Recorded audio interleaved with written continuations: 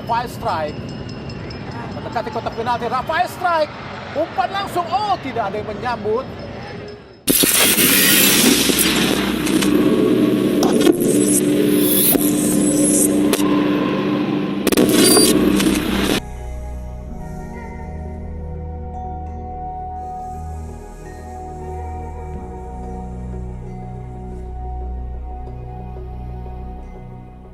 Penampilan Rafael Struijk dalam pertandingan kualifikasi Piala Dunia 2026 antara Timnas Indonesia melawan Bahrain menjadi sorotan utama bagi para penggemar sepak bola tanah air.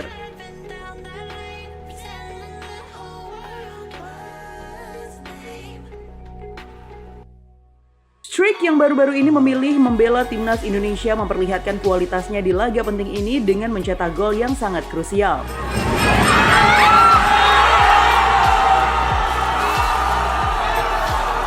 Pertandingan yang berakhir dengan skor imbang 2-2 ini menjadi salah satu momen di mana Struijk menunjukkan betapa pentingnya kehadirannya di lini serang Indonesia.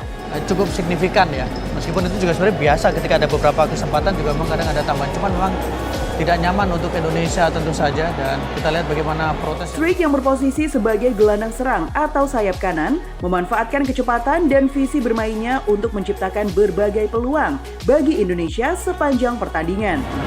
Umpan ke depan cukup baik dari Rafael strike. Gol yang dicetaknya di menit ke-74 menjadi salah satu highlight dalam pertandingan tersebut. Dalam sebuah serangan balik cepat, Tom Haye memberikan umpan matang kepada Struijk yang berdiri bebas di luar kotak penalti. Masih Marcelino di tengah, Tom Haye ke kiri. Tanpa banyak tekanan dari pemain lawan, Struijk melepaskan tembakan yang melengkung ke pojok kanan gawang Bahrain. Di tengah, Tom Haye ke kiri, kita lihat Rafael strike. Rafael dan alhamdulillah, gol yang sangat cantik dari Rafael strike. Gol pertama Rafael. Ini menjadi gol pertama Struijk di level senior bersama Timnas Indonesia. Sebuah pencapaian yang sangat penting bagi karirnya di kancah internasional.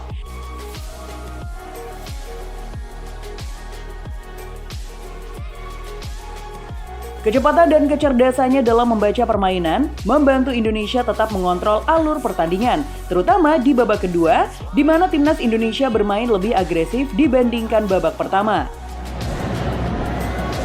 Phá phối hợp không tốt.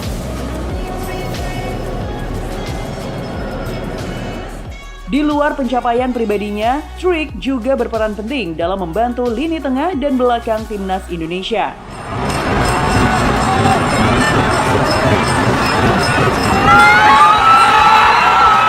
Ia sering terlihat turun untuk membantu pertahanan, menunjukkan dedikasi dan disiplin yang tinggi sebagai pemain tim.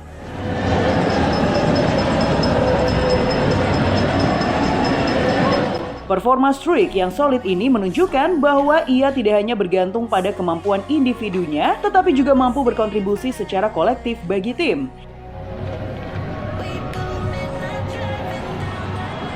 Kendati demikian, pertandingan ini diwarnai dengan beberapa kontroversi. Salah satu yang paling menonjol adalah keputusan wasit yang memperpanjang waktu tambahan hingga lebih dari 6 menit, yang kemudian dimanfaatkan Bahrain untuk mencetak gol penyama kedudukan pada menit ke-98.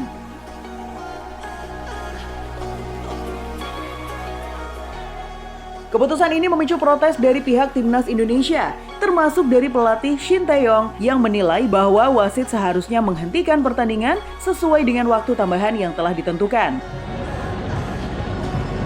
Strike.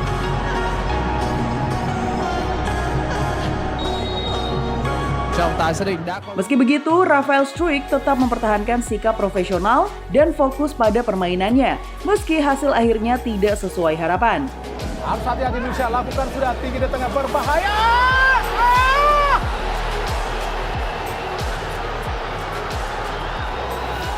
Selain gol dan kontribusi langsungnya dalam pertandingan ini, Struijk juga memberikan dampak positif secara psikologis bagi tim. Sebagai salah satu pemain berdarah campuran yang dipanggil untuk memperkuat Timnas Indonesia, kehadiran Struijk memberikan dimensi baru dalam permainan tim. Rafael strike, angkat langsung di kotak penalti. Ia mampu menambah variasi serangan dengan kreativitas dan pergerakannya yang sulit diprediksi oleh lawan. Kualitas teknik dan pengalaman Struijk yang didapatkan dari bermain di level Eropa memberikan tambahan kekuatan bagi timnas Indonesia yang tengah berusaha keras lolos ke Piala Dunia 2026.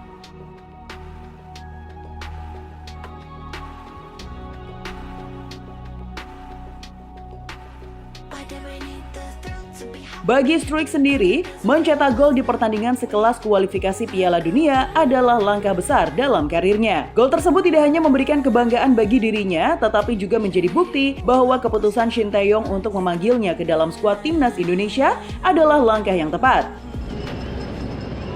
Rafael Struijk mendekati kotak penalti. Rafael Struijk umpan langsung, tidak ada yang menyambut. Meski harus puas dengan hasil imbang, performa Struijk dan rekan-rekannya menunjukkan bahwa timnas Indonesia memiliki potensi untuk bersaing di level tertinggi.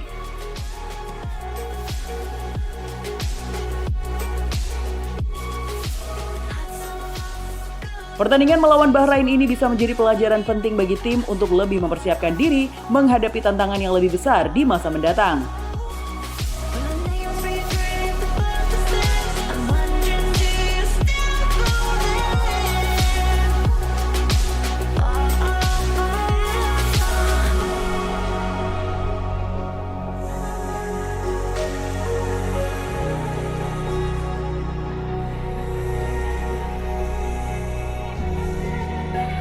Riders.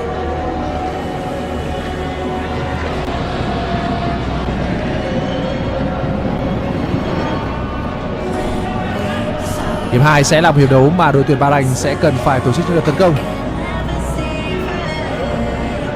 Họ chắc chắn không muốn mất 2 điểm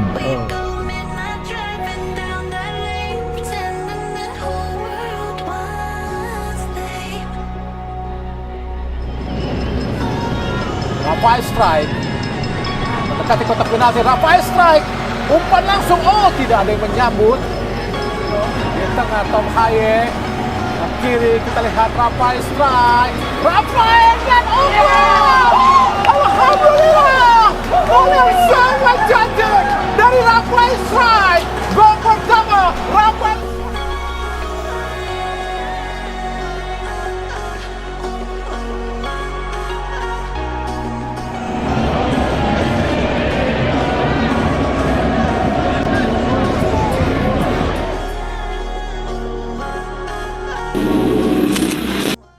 Gimana? Seru banget dong pastinya. Emang iya. Pokoknya kalau ada informasi terbaru dari dunia sepak bola, udah pasti seru banget deh. Kalau kamu masih merasa kurang dan pengen tahu informasi seru lainnya, kamu pantengin terus aja FGD Football. See ya.